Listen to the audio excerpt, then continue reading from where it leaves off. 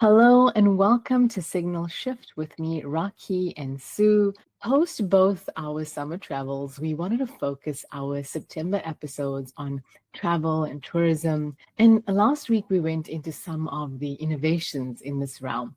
Today, we want to go back to the past rather than the future, because the past actually really informs the future. And, the past informs everything in essence, right? Who we are, where we come from, and the respect and the recognition and the honoring of that in how we live and how we travel today and tomorrow. Indigenous travel, also called cultural tourism or ethno-tourism, is the opportunity to learn about Indigenous cultures and communities in a manner that has to be economically beneficial for these communities, sustainable, right? Leave no trace, and respectful of the heritage of the people. It's not a ticket to an adventure ride at Disney, right? So if done the right way, it can be really beautiful, really beneficial, and really transformative for both the visitor and the visited. Indigenous tourism is actually growing. In 2024, the market was about 44.86 billion US dollars. One study forecasts that you're looking at a compound annual growth rate of 4.10%. And so by 2034, the market value will actually be 67.05 billion. Indigenous tourism is growing at about 4% annually. It's a trend that also includes restaurants serving Indigenous food, hotels and casinos owned by Indigenous people, new museums, new types of immersive experiences, and of course, guided tours. People are ultimately looking for meaning, for depth, and for something different, right? Not many people want to see the Eiffel Tower more than once in their lifetime. So, what else do we explore out there that has meaning as well? So, today let's talk about Indigenous tourism. Sue, I'm excited to see what signals you have in this realm or what is brought up for you, made you think about. Thanks, Raakhee. First of all, I think it's so funny that every time we have an example of more traditional tourism, we always reference Paris or the Eiffel Tower. Maybe we got to start picking some other cities as well, but I just thought that was funny. Yeah, I think we both saw similar reports on the growth rate of Indigenous tourism. And I saw a lot of mainstream news outlets talking and reporting on Indigenous tourism. And so I said, okay, well, if they're reporting on it, it's really a thing now. And so that immediately got me a little worried, right? Because when there's more money to be made, then you sort of don't know, is this really the authentic experience that you want? And some of the purpose of Indigenous travel is really to support Indigenous communities. And so with a burgeoning market, well, is there I don't know, some kind of stamp of approval or of authenticity, I think is what I was looking for. I guess more like sustainable businesses have maybe the B Corp designation, something like that. And I was surprised to find that very recently there have been the development of some of these labels. So in Canada, there is this kind of seal that's called the original. If you think of, what is Indigenous? Some were saying, the meaning is really about being the original. And so they're the original. And now it's become a program with the Indigenous Tourism Association of Canada. So you can actually apply to get one of these designations, which will help yourself in just being promoted more as kind of an authentic experience for travelers. And it'll be another way for travelers to find kind of the right experience they're really looking for from Indigenous ownership and whether it's sustainable food or adventure tourism, what they might want to do. And so there are a couple of these associations now that are starting to generate kind of their own seal of approval. And last year, the International Indigenous Tourism Conference actually announced that there is going to be a worldwide marketing effort. It's called Do It. What does it stand for? It stands for the Destination Original International Tourism. And so they're all about promoting really these authentic operators and experiences. And so they've all come together to create kind of some values that you need to kind of abide by. And what's great is it's a global effort. So 3 organizations came together to do it. It's the Indigenous Association from Canada, the American Indian Alaska Native Tourism Association and the New Zealand Maori Tourism Association. And they did it in partnership with UN Tourism as well, who's trying to do a global effort around really lifting this up. So I thought, okay, if I can go on a trip like this is at least somewhere I can start, because otherwise it gets really complicated. And at least for me, it gets very overwhelming very quickly. And so it made me feel better, like, okay, this market is now at this place where, okay, we're getting more kind of designations, just kind of seals of approval, that at least is a start somewhere. Yeah, it's such a great find, Sue. That really excites me, and I think it's such good information for everybody to know. Yeah, I wasn't aware that so much work had been done and it'd gone so much deeper. And one of the things that I wanted to pose to people this week was to say, look, if you are going to go on one of these trips, make sure that you kind of trace back where the money's going and who it's benefiting. But that's not easy for the average person to do. You know, it takes a lot of hard work to do that. So it's a tall ask. So this is amazing. That sounds, yeah, that's exciting. And it just shows where all of this is going. I'll say this week, it wasn't an easy one to find signals on for sure. And I think it came around to, for me as well, kind of two sort of signals that I'm seeing that I've put together with some of the experiences that I've had. And the first one for me was this connection with nature. That I think only Indigenous tourism is going to offer in a certain sense, or a certain type of experience we're not going to get anywhere else. So kind of calling that out and saying, hey, I think we're going to see that in the future. We all, I think, recognize that we need to reconnect and build a relationship to the land. We've absolutely lost that as a modern society. And, you know, we see that with both the impacts of climate, but our own health and so many things. But we need guides and elders to do this. It's not something that we can easily get here. But, you know, I think looking at Indigenous cultures, it's so abundant and there's so much to be learned from these cultures. I think we'll see a form of an aspect of the tourism that's about connecting with nature that I think Indigenous tourism is going to offer. I will share. It reminded me of a trip that my husband and I took almost a decade ago. We went out to Alaska to see the Northern Lights, and we went up to the Arctic Circle and beyond. And we saw the Northern Lights in a very small Indigenous village, really a native village, and there was an elder there. The trip wasn't organized through him. It was through, you know, a sort of a tour group, but it was very small. It was extremely rural, no hospitals. It was, you know, there's nothing for an hour, 2 hours. It was one of my best travel experiences, and, you know, there weren't buildings in sight. I think we all are craving that. And I think the way to have that is respectfully through Indigenous tourism. We did get to see the Northern Lights. It was just unbelievable. It was unbelievable. And I think with Gen Z as well, who are very much value purchasers, unlike millennials, I think it's going to be a big thing for them, right? And saying, where am I spending my money? Who does it go to? Also reminded me of, I spoke to a culinary anthropologist in the book that I'm doing, and we did a whole chapter around this, you know, and with her, what was really important was the decolonization of our palates and coming back to how people authentically ate. And I think that's a part of this connection. But these recipes and the food, and not just the food, but the healing recipes as well. We know wellness is another burgeoning sector. So I think there's an element of wellness here as well. I will say that in Indian culture, we've preserved that pretty well. You know, having said that, I think it's very easy to lose that within just a generation. So it's critical to keep that. Indigenous communities make up about 5% of the world population, but they're really credited with protecting a lot of the Earth's biodiversity in the forests, in the deserts, in the grasslands, the marine environments.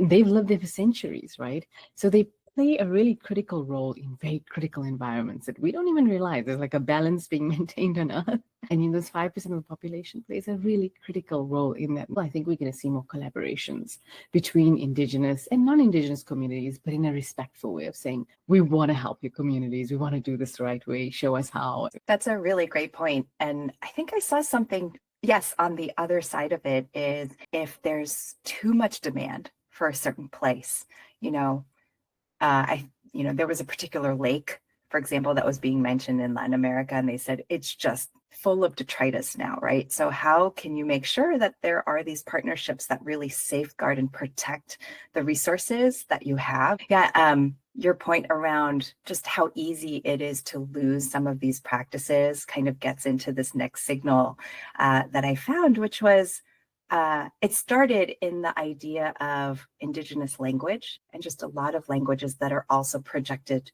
to go away by the end of the century. I think, this is something like there are like 6,000 or 7,000 languages that are really slated to disappear.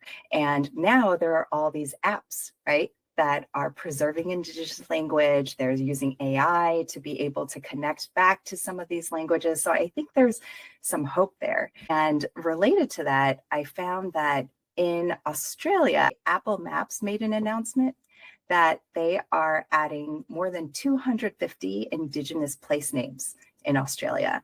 And they're going to be filtered to other apps like weather. I think Qantas mentioned there's some integration. So it's going to start appearing more and more. And I just thought having Indigenous names on them, like having your name, a place name, is so huge. And we know that it's fraught with politics in just so many ways.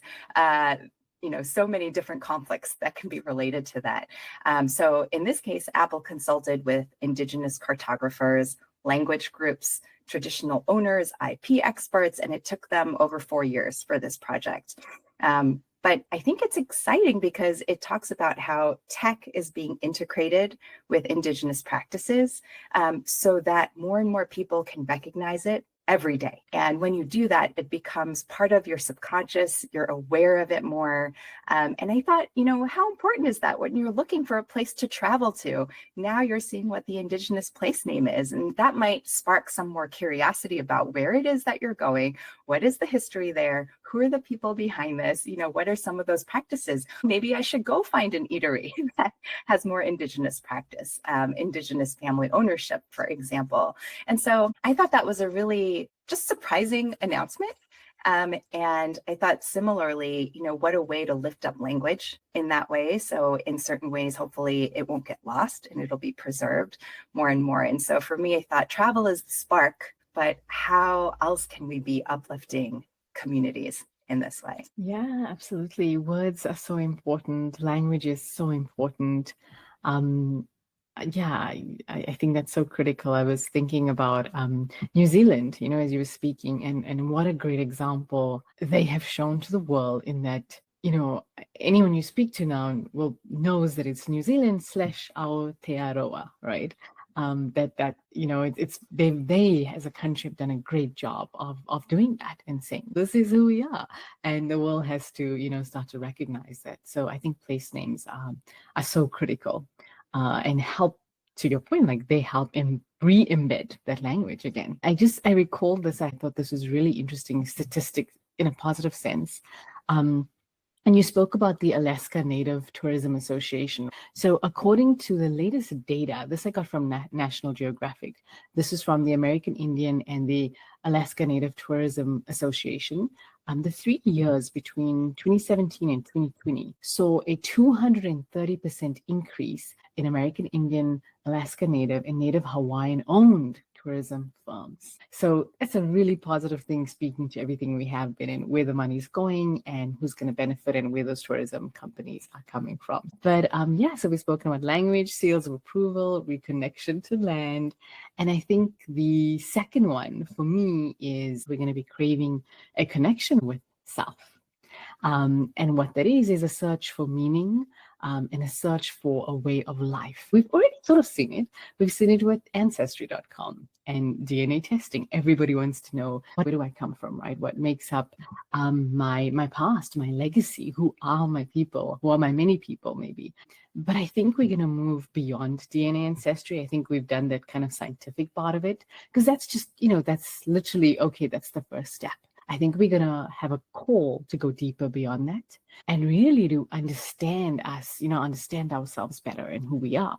And I think people are going to also, in terms of Indigenous tourism, I think a lot of it's going to be about people going back to their roots. So whether it's going back to certain places in China and saying, where did my ancestors come from? Trace back the language, like you're saying, Sue, trace back the food, which we know is so important to us as a culture. I think kind of going back to our roots, I think is going to be a really big and important theme. And I think we'll see technology play a role in this, because we're going to have And we spoke a little bit about this last week, I think, with your signals, Sue, with travel planning with AI. But what we are going to see from that is hyper personalization. There's going to be so much data about us that already is out there that AI is going to have, right? From our biology, our mood swings, to who we are, to those DNA results. That it's going to literally give us these hyper personalized suggestions for the things we crave. And I think a part of that hyper personalization will be like, hey, you actually come, 4 generations down from this particular village. These are the languages. They make this unique dish. Go and learn about it here. And I think that'll help us differentiate trips, to your point about all of us not flocking to the same place for the same experience. Where we come from is very different for all of us. And I think that'll be this unique experience that we can all have. There's this really cool show that came out this year. It's called No Taste Like Home. It's a travel show. It's with Anthony from The Queer Eye, and it's really, really good. He actually traces back like a celebrity's lineage and takes them back. It was like he did Florence Burr, and like he went back so far and taught us so much about a family tree. But then he spoke about the food and the dishes they made in that time, and that was really interesting. But it was also interesting to see the careers that people in that line have done and what people are doing now, and how much we are like our ancestors, whether we like to acknowledge it or not, right? It carries through. And I thought it was a very nice show that speaks to, I think, what we're going to be calling for more and more over time and where we're going to go with this. So I think that was really cool. And the other thing I thought about based on the things we spoke about last week is that the International Day of the World's Indigenous People is actually the 9th of August. And I was thinking about what you were saying about peak seasons and off-peak seasons, and just thinking about, maybe New Year's stops being the most important day 10 or 15 years from now. And maybe it's the Day of the World's Indigenous People that becomes the biggest celebration of the year, a decade from now. So it's going to be really interesting to see what comes forth. That's a very provocative vision, Raakhee. But as you're talking about, did that episode on global migration a while back, right? And as more of the world's populations continue to migrate, having these stories and the connection back to community wherever you're from is going to be so important. So something like that might become, something to really honor and recognize your heritage may become a really, really important holiday more into the future. So yeah, that's really interesting. I just had this kind of Black Mirror thought maybe. Again, integrating all of our conversations around AI, you go to some of the old historical museums and they'll have maybe like a period actor or actress talking about the day. But now with so much of that information, with your AI companion bot with you, right, they can recreate some of that ancestry going back, who can be now your tour guide for a certain village or area that you want to go back to because your family was there 4 generations ago or something like that. I mean, that's probably where we might get to, which is a little scary. Yeah. So, knowing me, I'm a little less scared. I'm more excited by what you said. And I'm like, oh, that's awesome. I would love to see like, a hologram of an ancestor from a long time ago in like a museum, right? And they are talking me through this place. I mean, it's a little scary, but it all excites me a lot as well. I thought your signals were fantastic, and kudos on getting signals on this. Apart from the fact that it's growing in tourism, it's not the easiest topic to find signals on. So I thought those were really great signals. Yeah, I thought it was really hard to find things beyond particular stories, and I think the key for me as this grows is the infrastructure behind it. Who creates it as well is really important. But, my own personal goal when I went into this was saying they're not officially recognized as an indigenous community, but there's the Haenyeo culture in Jeju Island in Korea. It's like the divers, the women divers, and they're recognized more as kind of a cultural heritage around fishing. But I thought, just to go there and be immersed with them and learn from them, try to dive, all of those things. It's there, but it's just in fragments. Again, with the language, there's a big language barrier if you don't speak Korean, how to get access and things like that. And I thought, oh, this is a place that could use a little bit more infrastructure and ways that could benefit them more as a community. Yeah, how do you develop infrastructure for so many of the communities who don't have things like these seals of approval or these governmental bodies already trying to partner with them more? So that's something I hope we'll see in the future. I was just thinking about things that I really want to do or places I really want to see, what would be important to me. And I think, yeah, definitely going back to ancestral roots. And I was really lucky in that growing up, I did get to go to the village. I'm from a place called Gujarat within India. And so we did go to the village when we were little kids. But I'm so curious to know, like, so much deeper now, so much deeper, right? Like who traveled from where to get there and like go a couple of generations back. But this is another one. I found out about a place in Wyoming where you can also get to see the wild horses that, is respectfully done. It's actually indigenous tourism. Definitely say, go to our posts and look at the data we have there. We link all the articles and extra things like this. So I will put up this article that has a list of really great places to think about when it comes to indigenous tourism.